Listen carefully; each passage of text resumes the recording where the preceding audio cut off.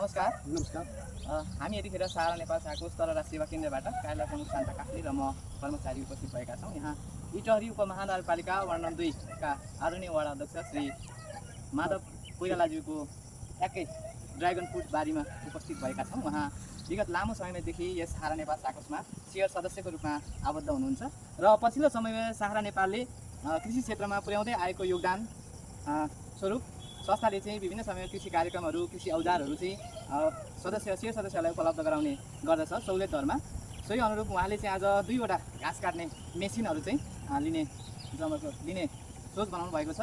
यही मेसिन हो, यहाँहरूले देखिरहनु भएको छ र उहाँले यस संस्थामा चाहिँ विभिन्न समयमा विभिन्न कालखण्डमा चाहिँ सहयोग लगायत विभिन्न भौतिक तथा चाहिँ विभिन्न सहयोगहरू उहाँले गर्नुहुन्छ र उहाँले पनि केही कुरा भन्नुहुन्छ र हामी घाँस काटेर चाहिँ हामी आज यस मेसिनलाई चाहिँ सुरु गर्नेवाला छौँ है त।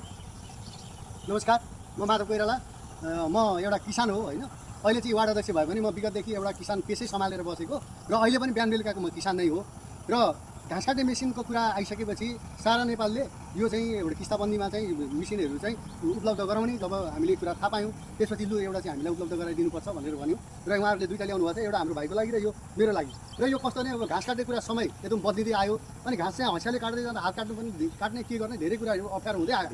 अब यो घाँस चाहिँ यसरी बारीमा छ, घाँस काट्नु भ्याइँदैन, त्यसले गर्दाखेरि चाहिँ यो हामीले यो मेसिन प्रयोग गऱ्यौँ र अहिले एउटा सानो परीक्षण पनि गरेको छौँ।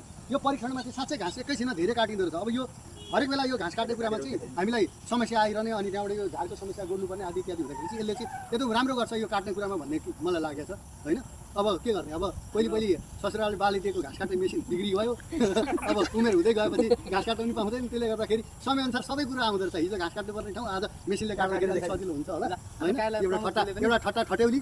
अब यो हामीले चाहिँ यो मेसिन प्रयोग गर्छौँ र यसको रिजल्ट पनि हामी बिस्तारै यो भन्नेछौँ र अरूलाई पनि यो लिनको लागि उत्प्रेरित गर्दछौँ। कार्यालय प्रमुखले पनि केही कुरा थप्नुहुन्छ यसमा? नमस्कार सम्पूर्णमा। हाम्रो सारा नेपाल साकोसबाट चाहिँ यो घाँस काट्ने मेसिन यहाँहरूले देखिसक्नु भएको छ। आज हामीले यहाँ